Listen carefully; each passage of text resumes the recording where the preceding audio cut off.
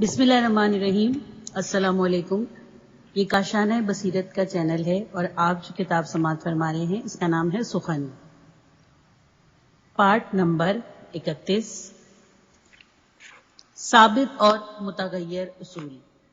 ائمہ اہل بیت کی سیرت میں یہ ظاہری اختلاف اور تعارض ائمہ ان کے اقوال کی مدد سے دور ہو جاتا ہے، جن سے یہ عیاں ہوتا ہے کہ رہن سہن اور معاشرات و معیشت کے مسائل سے متعلق کچھ باتیں تو ایسی ہیں جن سے ایسے تغیر ناپذیر اصول کا درجہ حاصل ہے جو کبھی نہیں بدلتے، لیکن کچھ چیزیں ایسی ہیں جن کی یہ صورت نہیں۔ ایک ناقابل تغیر اصول یہ ہے کہ کسی مسلمان کو یہ اجازت نہیں کہ وہ اپنی زندگی کو عام مسلمانوں کی زندگی سے الگ سمجھے۔ ہر شخص کے لیے ضروری ہے کہ جس طرح عام لوگ زندگی بسر کر رہے ہوں اسی کے مطابق اپنی زندگی بسر کرے۔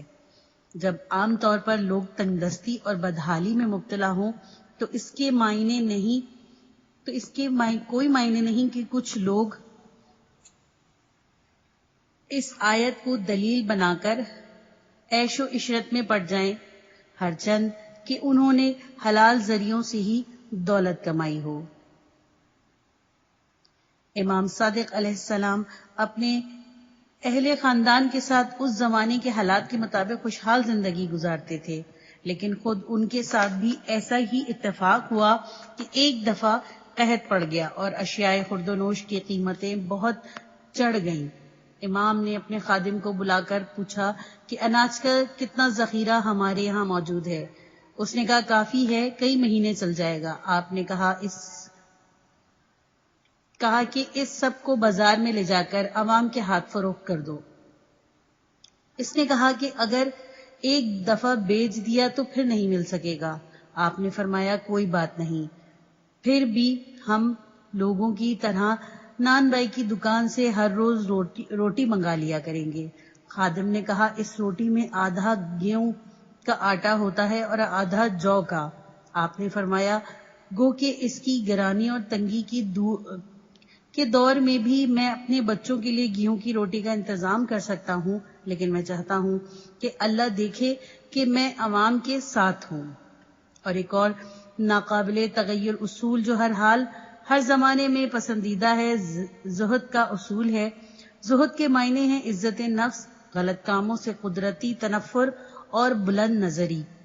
ہر زمانے میں اور ہر حال میں یہ بات اچھی ہے کہ انسان مادی امور کا ہی ہو کر نہ رہ جائے۔ آدمی کو چاہیے کہ دین کو دنیا کے بدلے میں ہرگز نہ بیچے اور فضیلت و اخلاق کو روپے پیسے پر ترجیح نہ دے اور مادی چیزوں کو محض وسیلہ سمجھے، مقصد قرار نہ دے۔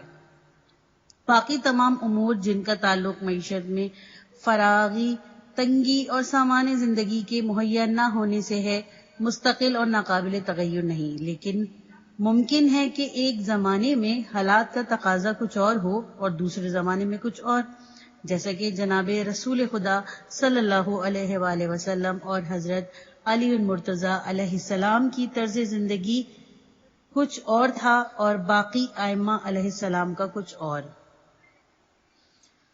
قیام یا سکوت۔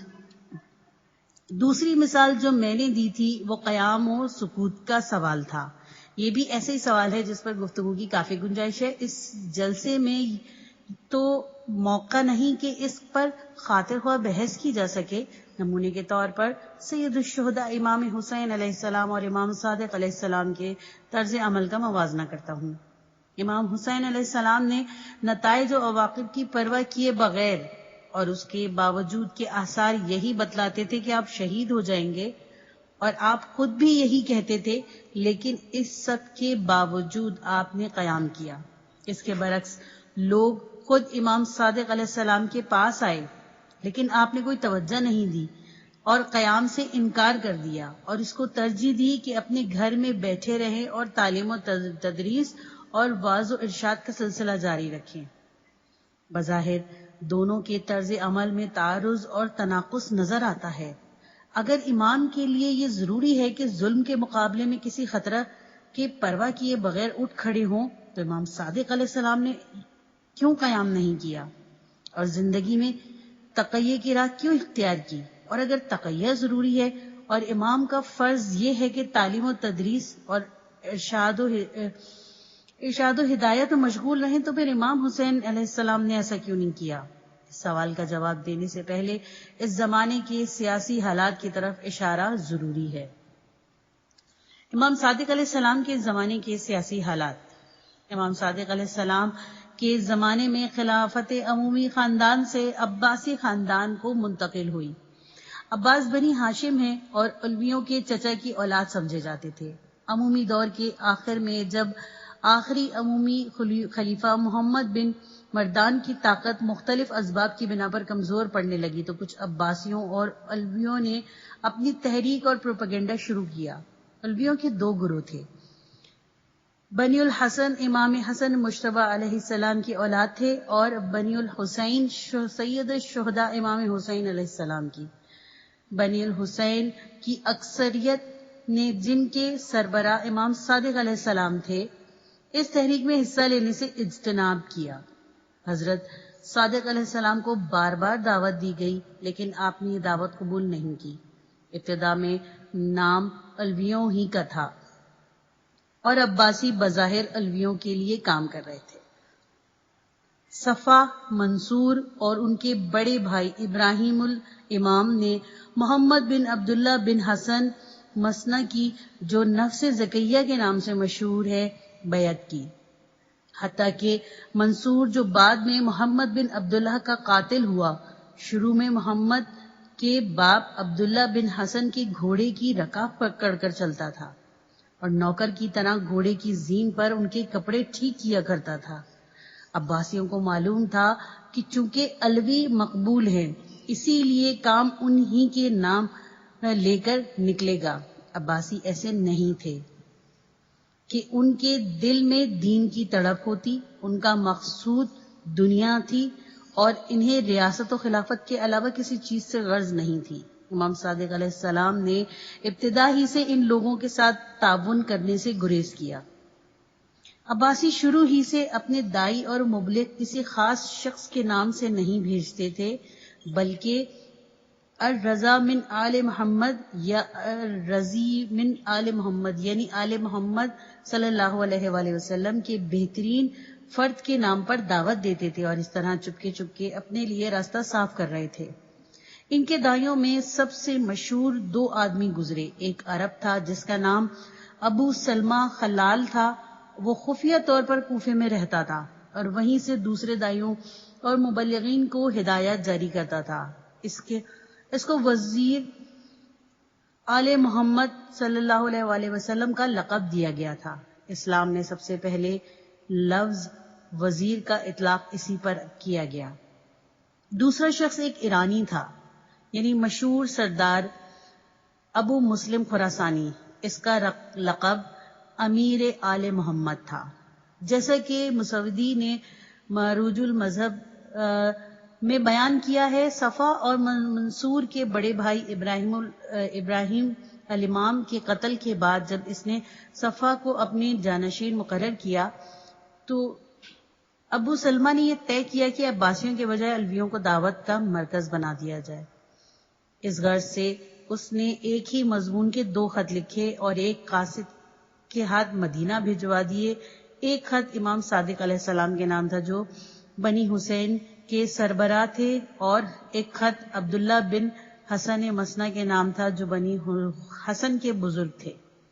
امام صادق علیہ السلام نے اس خط کی طرف التفات نہیں کیا، اور جب قاصد نے جواب کے لیے اصرار کیا تو آپ نے وہ خط چراغ کی لو پر رکھ کر جلا دیا اور فرمایا، یہ ہے اس خط کا جواب۔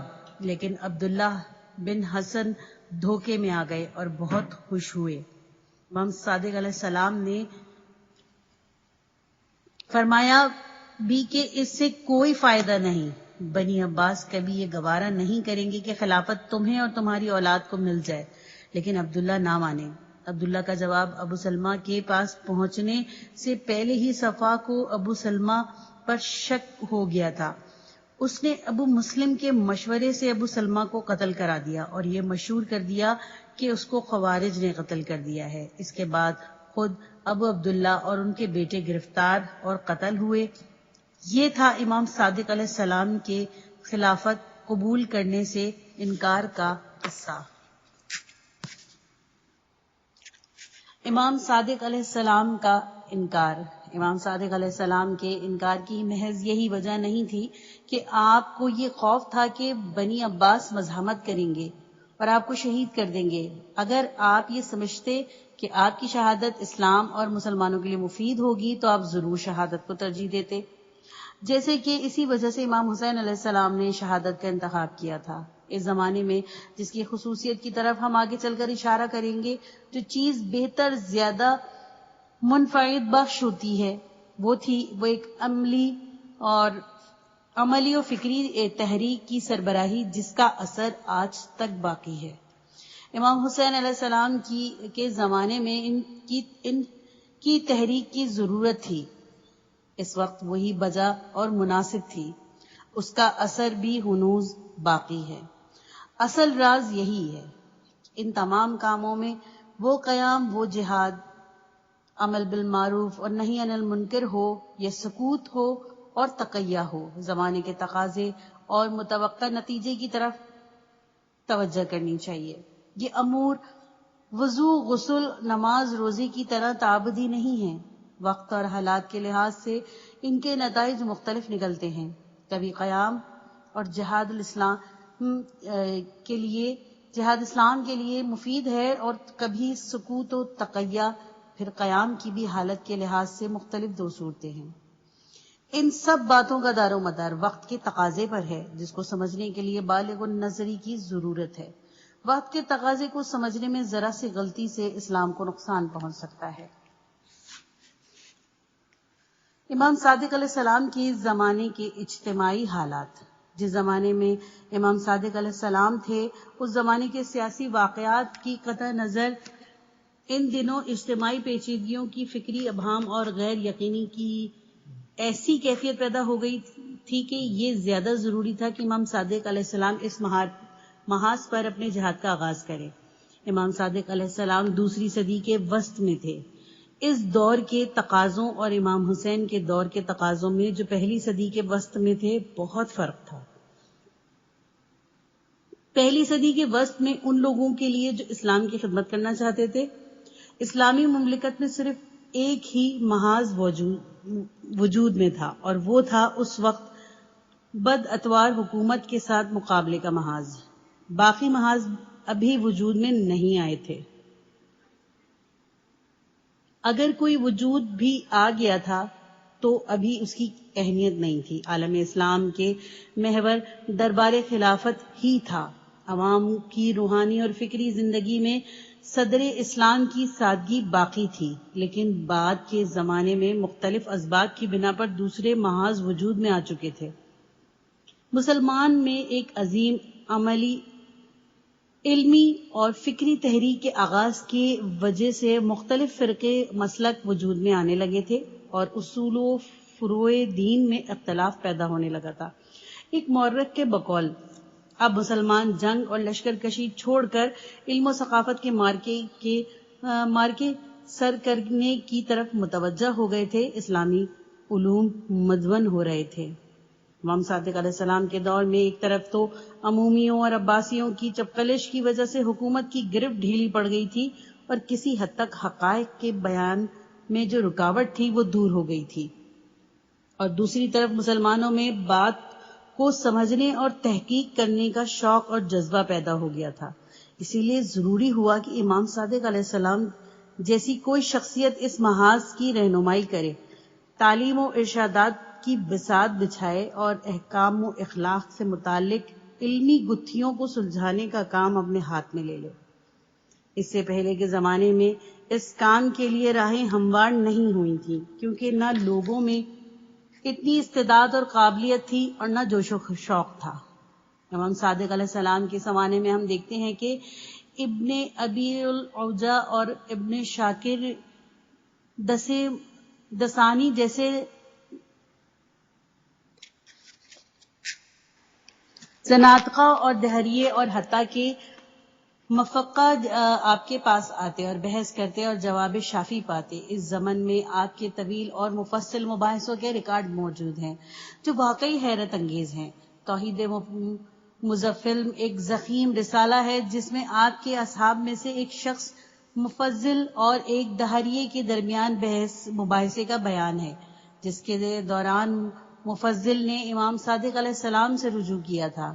دوسری طرف ہم دیکھتے ہیں کہ اکابر معتزلہ جیسے عمر بن عبید اور واصل بن عطا جو بڑے دانشور تھے آپ کے پاس آتے تھے اور دینی اور سماجی مسائل کے بارے میں آپ سے گفتگو کر کے جاتے تھے۔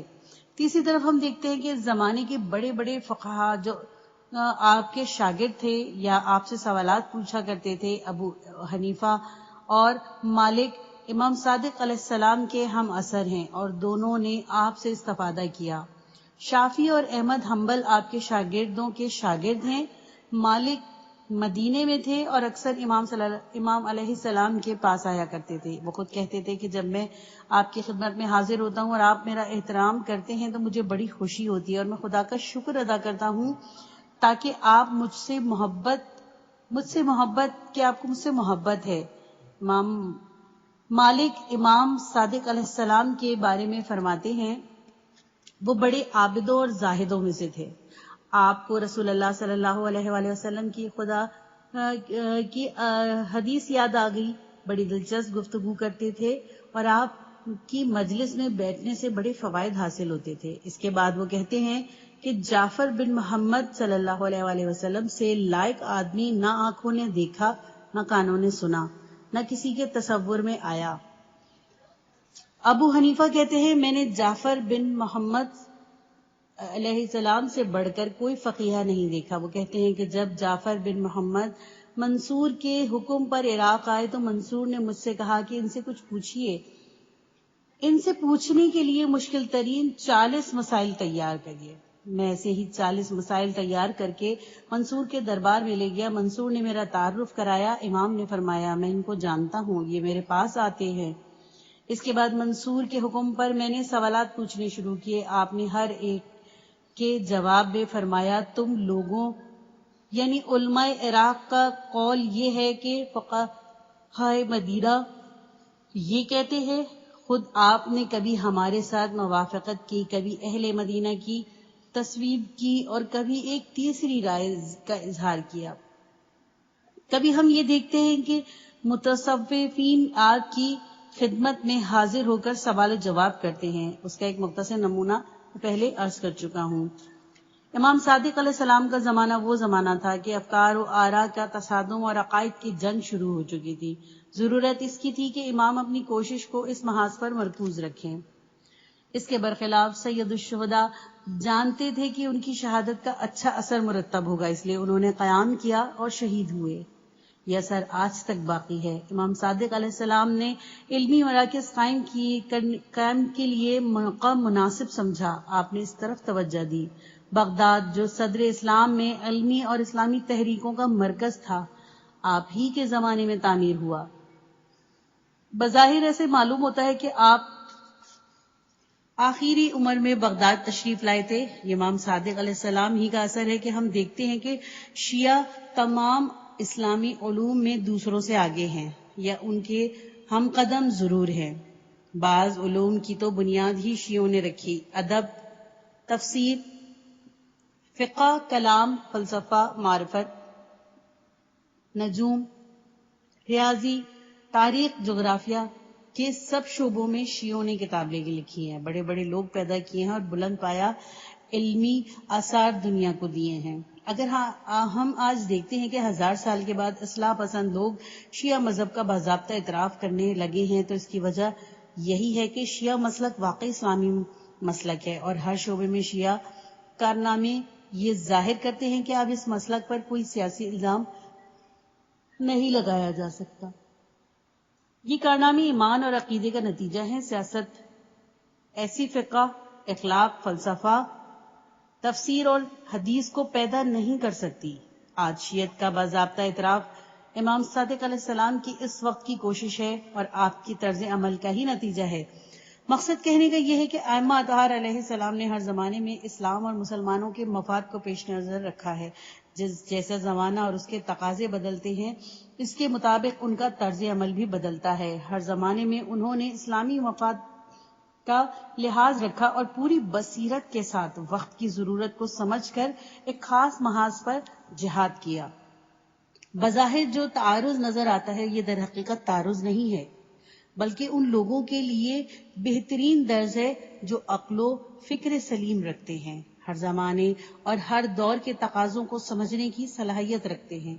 کبھی سید الشہداء علیہ السلام کے زمانے کی طرح ان کی تحریک مسلح جہاد کی شکل اختیار کرتی ہے تو کبھی امام صادق علیہ السلام کے زمانے کی طرح تعلیم و ارشادات عمومی و تعلیم میں وسط اور ذہنی ترتیب کی، اور کبھی کوئی اور شکل. امام موسیٰ کاظم علیہ السلام. مشہور روایت کے مطابق آج امام ہفتم موسیٰ بن جعفر الکاظم علیہ السلام کی شب وفات ہے. آپ کی ولادت اموی دور کے آخر میں 128 ہجری میں اور وفات 183 ہجری میں عباسی خلیفہ ہارون رشید کے قید خانے میں ہوئی. آپ نے 55 سال کی عمر پائی. عمر کے آخری سال قید خانے میں گزارے جہاں آپ زہر خورانی کے اثر سے رحلت فرما گئے. مولانا رومی نے اپنی مثنوی کے دفتر اول میں ایک قصہ بیان کیا ہے. حضرت یوسف کے مصائب میں گرفتار ہونے، کنویں میں گرنے، غلام بن جانے اور برسوں قید میں رہنے کے بعد ان کے بچپن کا ایک دوست ان سے ملنے آیا. مولانا رومی کہتے ہیں یوسف صدیق کا ایک عزیز دوست جس سے بچپن کی واقفیت تھی کہیں باہر سے آ کر آپ کا مہمان ہوا. اس نے آپ کو بھائیوں کا ظلم اور حسد یاد دلایا. آپ نے کہا ہم شیر ہیں، اور وہ واقعات زنجیر تھے. شیر کو اگر زنجیر سے باندھ دیا جائے تو اس کی شان میں فرق نہیں آتا. شیر کی گردن میں زنجیر ہو جب بھی وہ زنجیر پہنانے والوں پر بھاری رہتا ہے. دوست نے پوچھا جب آپ قید اور کنویں میں تھے اس وقت کیا صورت تھی؟ آپ نے فرمایا وہی جو چاند کو اس وقت ہوتی ہے جب وہ گھٹا میں غائب ہو جاتا ہے لیکن وہ پھر بھی چاند بن کر آسمان پر چمکتا ہے. گیہوں کو مٹی کے نیچے دبا دیتے ہیں لیکن وہ مٹی سے ابھرتا ہے اور اس پر خوشے لگتے ہیں. پھر اسے چکی میں پیسا جاتا ہے لیکن اس کی قدر و قیمت بڑھتی ہے اور وہ روٹی بن جاتا ہے. پھر روٹی کو دانتوں سے چباتے ہیں، وہ حیات اور عقل و سمجھ بن جاتی ہے. اس لحاظ سے کہ آپ کی زندگی کا کچھ حصہ قید خانے میں گزرا، امام موسیٰ بن جعفر علیہ السلام کا حال یوسف صدیق سے مشابہ ہے. جیسا کہ قرآن کریم میں آیا کہ حضرت یوسف علیہ السلام پر زنان مصر نے دباؤ ڈالا، آپ نے انہیں اپنے گوہر ایمان سے محفوظ رکھنے اور لباس تقوی کو آلودگی سے بچانے کے لیے قید کی آرزو کی. یوسف نے کہا خدایا جس کام کی طرف یہ عورتیں مجھے بلا رہی ہیں اس سے تو قید ہو جانا مجھ کو زیادہ پسند ہے. اگر تو اپنے فضل سے مجھ کو ان کی چالوں سے نہیں بچائے گا تو میں ان کی طرف مائل ہو جاؤں گا اور نادانی کا کام کر بیٹھوں گا. چنانچہ اللہ نے ان کی سن لی اور ان کو قید زنان سے بچا لیا. بے شک وہ بڑا سننے والا اور بڑا جاننے والا ہے. پھر مختلف نشانیاں دیکھنے کے بعد ان لوگوں کی یہ رائے ہوئی کہ یوسف کی کچھ مدت کے لیے قید کر دیا گیا. سورہ یوسف. بھائیوں کے حسد نے یوسف کو کنویں میں ڈالا. زنان مصر کے ناقابل قبول خواہشوں نے آپ کو قید خانے بھجوا دیا. برسوں آپ قید میں رہے. قید خانے میں نبوت ملی اور وہاں سے خالص تر، کامل تر اور پختہ تر ہو کر نکلے. پیغمبروں میں یوسف ہیں جو اس جرم کہ وہ باپ کے لاڈلے تھے کنویں میں ڈالے گئے اور پاکیزگی اور تقوی کے جرم میں قید خانے بھجوا دیے گئے. ائمہ اہل بیت میں موسیٰ بن جعفر علیہ السلام اس جرم میں کہ لوگوں کو ان سے محبت اور عقیدت تھی وہ ان کو ہارون سے زیادہ لائق سمجھتے تھے. برسوں قید میں رہے. فرق یہ رہا کہ یوسف علیہ السلام تو آخر قید سے آزاد ہو گئے لیکن ہارونی حکومت نے آخر کار موسیٰ بن جعفر علیہ السلام کو قید خانے میں ہی زہر دے کر شہید کر دیا.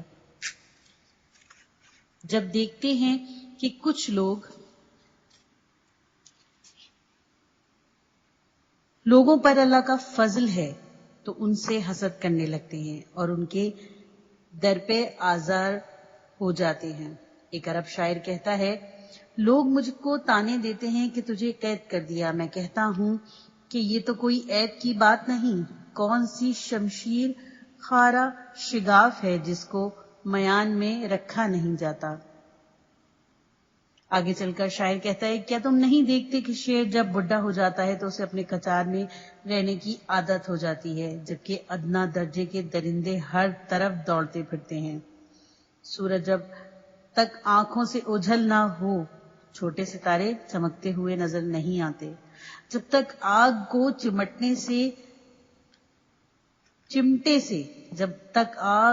چمٹے سے کوریدا نہ جائے، آگ پتھروں میں چھپی رہتی ہے اور اس سے تاپا نہیں جا سکتا۔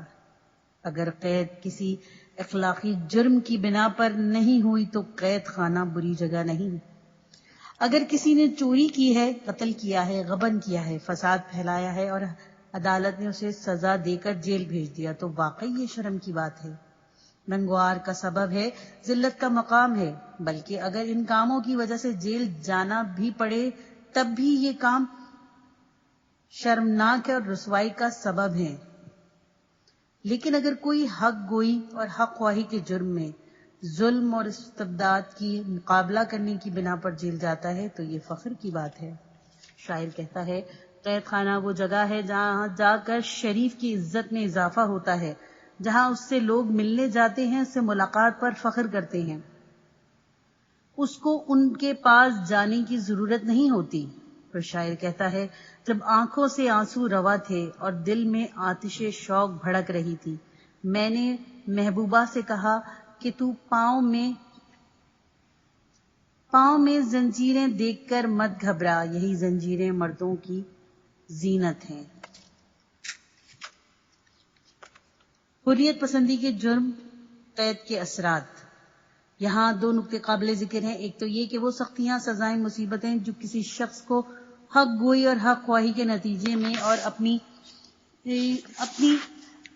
انسانی ملکوتی شخصیت کی وجہ سے جھیلنی پڑتی ہیں، باعث شرم نہیں بلکہ فخر کا موجب ہیں۔ اس نکتے کے متعلق اتنا کہنا کافی ہے کہ اگر ہم تاریخ پر نظر ڈالیں تو تاریخ میں ایسے واقعات سے بھرے پڑے ہیں جن میں بڑوں نے عزت کے ساتھ جان دی، قید ہوئے، سختیاں جھیلیں، تشدد برداشت کیا۔ اس راہ کے مصائب نہ صرف ان بزرگوں کے لیے سامان افتخار ہیں بلکہ خود انسانیت کے لیے فخر و مباحت کا موجب ہیں۔ دوسرا نکتہ یہ کہ اس طرح کی سختی اور تشدد برداشت کرنا جو ہر انسان کی انسانیت کی تکمیل اور تہذیب نفس کا ذریعہ ہے، ایسے ہی ہے جیسے کہ اس کے برعکس ناز و نام کی زندگی ہمت حوصلے کی پستی اور اخلاق کی خرابی کا سبب ہے۔